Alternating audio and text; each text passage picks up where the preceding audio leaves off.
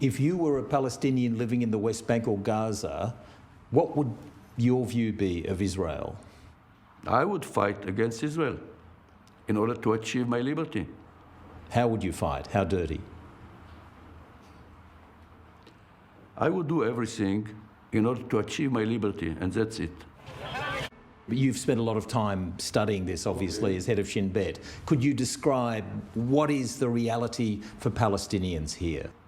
A life of people who dream about freedom and don't see it. Whether we liked it or not, we control the life of millions.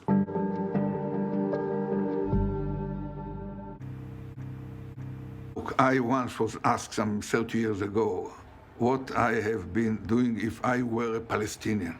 And 30 years ago, I was new enough in politics to tell the truth that if I were born Palestinian, I probably would have joined one of the terror organizations.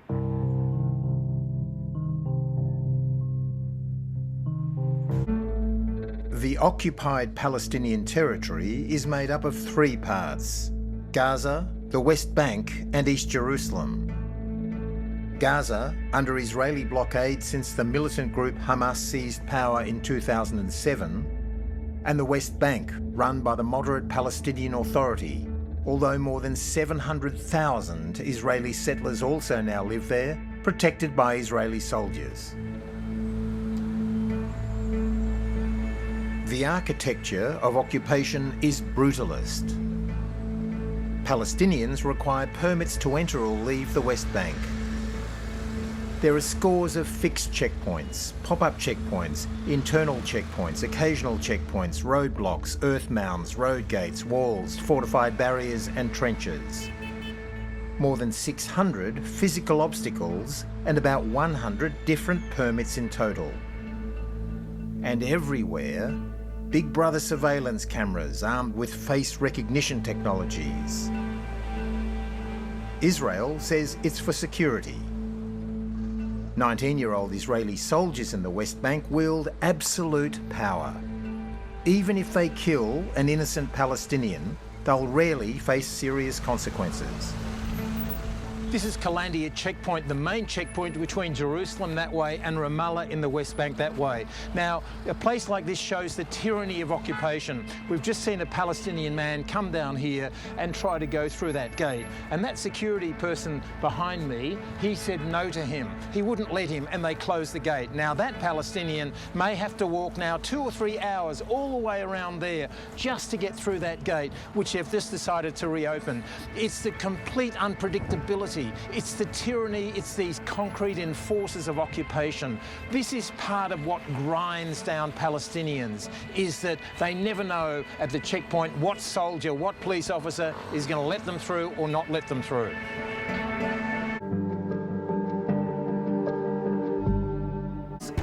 I kept warning that people cannot stand the accumulated cruelty, accumulated over so many decades.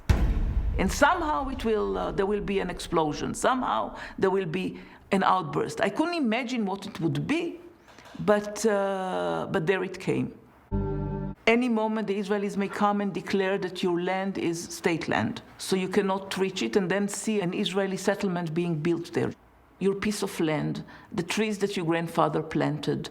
You are not allowed to connect, for example, to the water system, while a nearby Israeli outpost immediately drowns in greenery. If life in the West Bank was difficult, daily life in Gaza was worse. Israel's siege condemned Gaza's 2.3 million Palestinians to slow suffocation in what many describe as the world's largest open-air prison.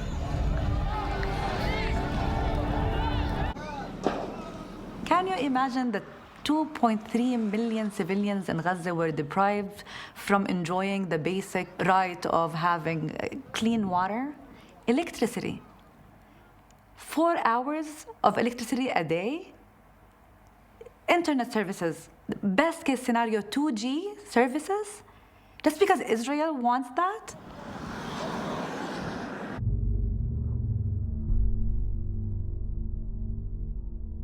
You stop for a second and you think, and you say to yourself, what did we think is going to happen after 16 years of siege? Cannot deter a person or a group of people if they believe that they have nothing to lose. We Israelis, we shall have security only when they will have hope.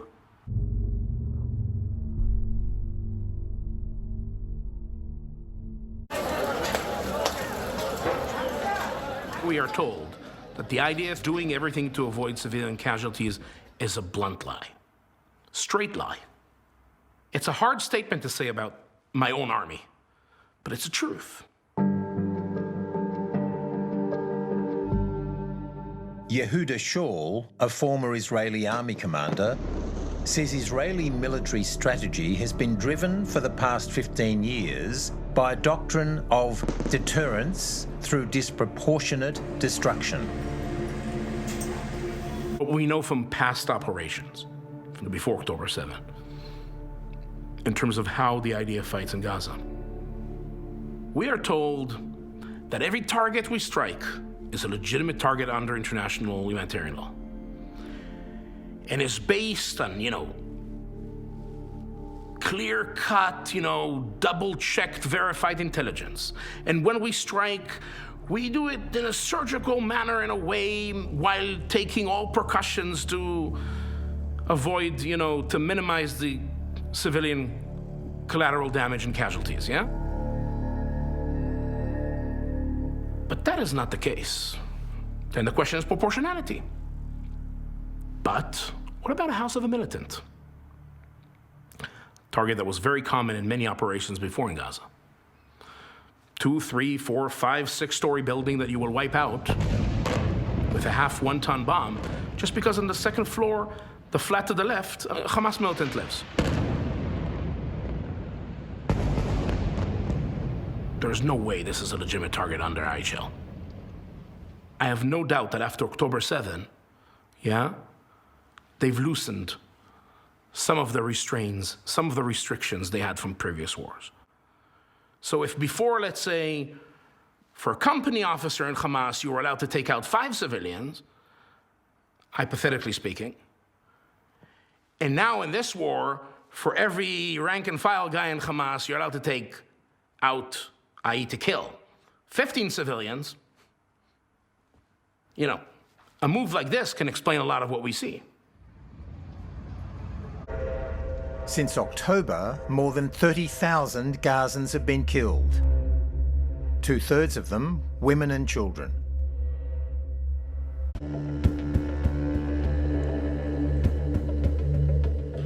The International Court of Justice opened hearings on allegations that Israel was committing genocide in Gaza. The acts and omissions by Israel. In a preliminary ruling, the court said it was plausible that Israel's acts could amount to genocide.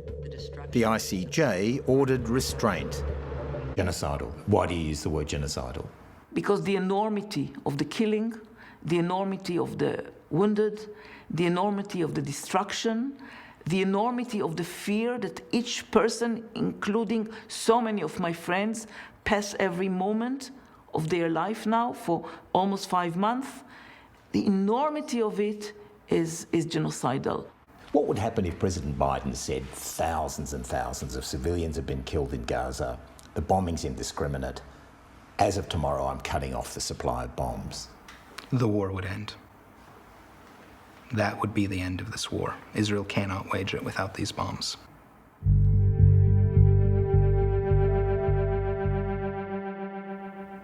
The role of the U.S. has been, as usual, full-fledged support for Israel, backing in the Security Council, supply of arms, total complicity and responsibility for all of Israel's behavior and the bombing that is indiscriminate, as the president said. I don't know of any democracy that for more than half a century has deprived millions of the people under its control of basic civil rights based on their inborn characteristics. That is the case here in Israel, and I don't think it's defensible under any definition of democracy to call this place a democracy. Since 1946, the US has provided more than $200 billion in military aid to Israel.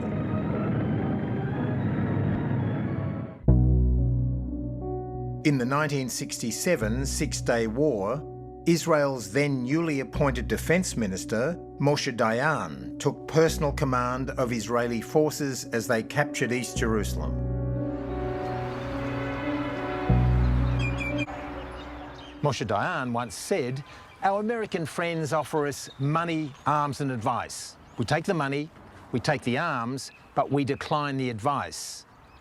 Those words have echoed down through the decades. Now, an emboldened Israel has flattened vast sections of Gaza with American bombs, declining the softly spoken advice of President Biden.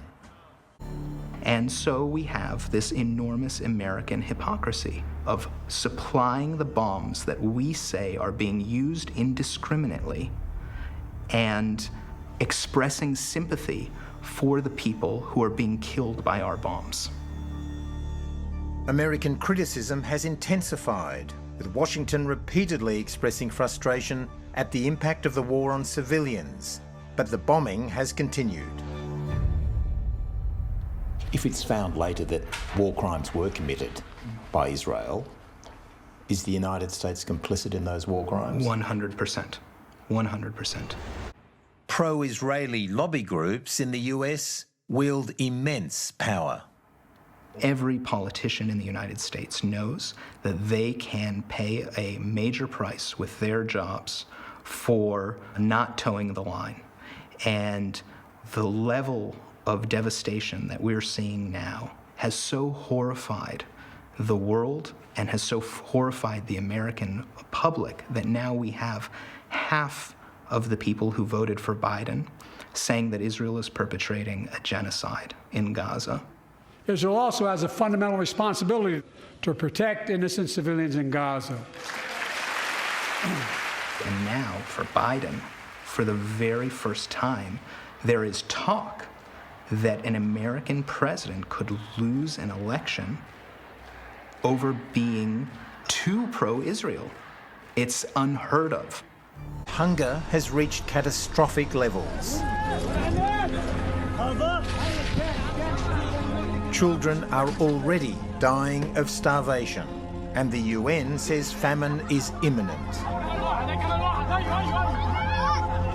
How powerful are Ben-Gvir and Smotrich, and what do you think of them? I see them as terrorists and as Jewish messianics. But can I just check something? Are you calling the Minister for National Security and the Minister for Finance in Israel, are you calling them terrorists? Of course, they are.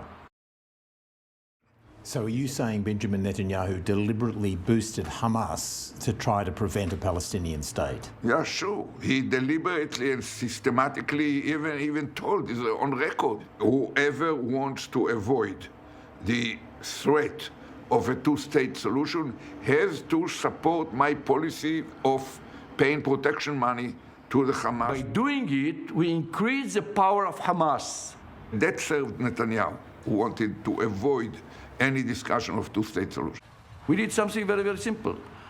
We did everything in order to make sure that Hamas will go on controlling Gaza, and Palestinian Authority will control the West Bank, so they will fight each other. Can the world trust Benjamin Netanyahu? I don't think that anyone can trust him. Basically, he lies to everyone, and no one trusts him.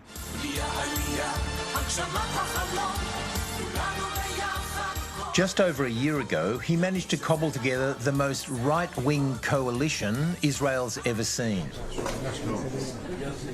Netanyahu awarded senior cabinet portfolios to two extremists, Bezalel Smotrich, now the finance minister, and Itamar Ben-Gvir, Minister of National Security. Both ministers live in illegal settlements. Ben-Gvir has criminal convictions for racist incitement and supporting a Zionist terrorist group. He's been condemned by the US and the EU for using racist rhetoric. Smotrich denies the very existence of the Palestinian people.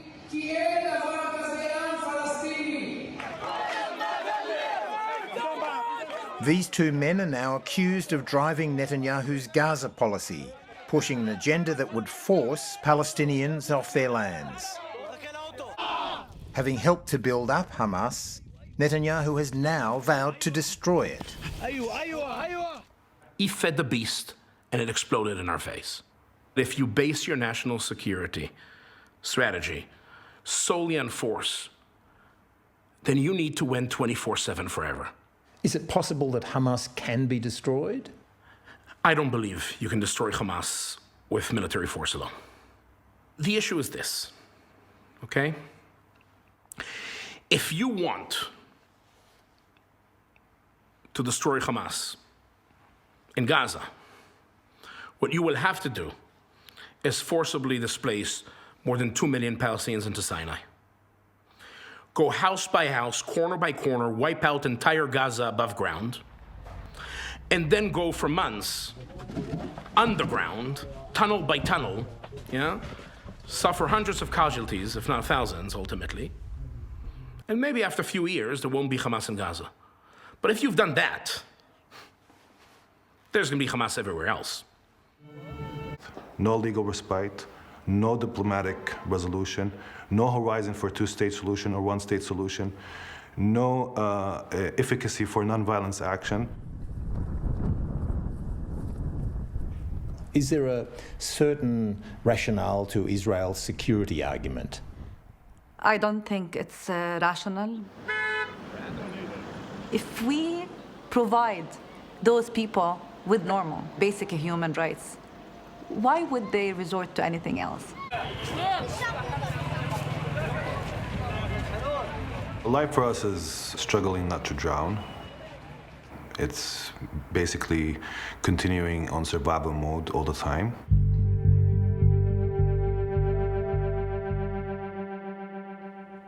It's to have your life being determined by other people, what type of economy you have, who you can fall in love with and live with. The ability of somebody else to humiliate you on a daily basis, just passing through a checkpoint. We sometimes feel like we live in this field of targets. I've seen personally when an Israeli sniper hit one of my friends and high-fived his buddy that he got the target. Israel cannot fight this regional war without having close relationship with the Americans.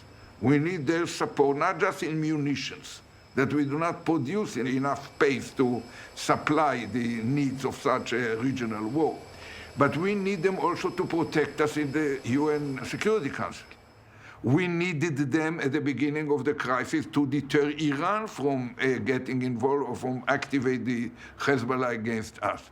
And we will need them even in The Hague to block the prospect that Israeli commanders or even political leaders might find themselves at the criminal court in The Hague or demanded to be brought. Only America can help us to avoid all this.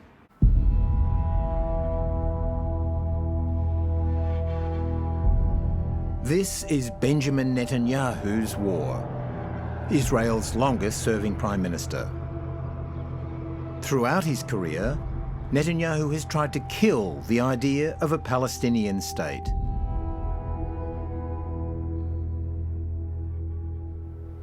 Do you trust Benjamin Netanyahu? Never. Can there be peace while Benjamin Netanyahu is the leader here? No. No. The end goal is to annex the land. It doesn't take a genius to come up with that conclusion. Here's Israel in 1948. You know, Netanyahu himself went to the UN in September, and he showed that map from the river to the sea. Surrounded by a hostile Arab world. What does that mean to anybody? He doesn't see Palestine. He doesn't see Palestinians. The whole Middle East changes. Ben-Gvir and Smotrich, the two racist, messianic guys that seems to be to have a very strong leverage on Bibi. They want to turn it into a major religious war between Israel and the Islam. Are they dangerous? Sure they're dangerous. There is this country and there are two peoples who live in it. And this country belongs to the two peoples. But any plan to expel or to get rid of one of the two peoples will result in even more disasters.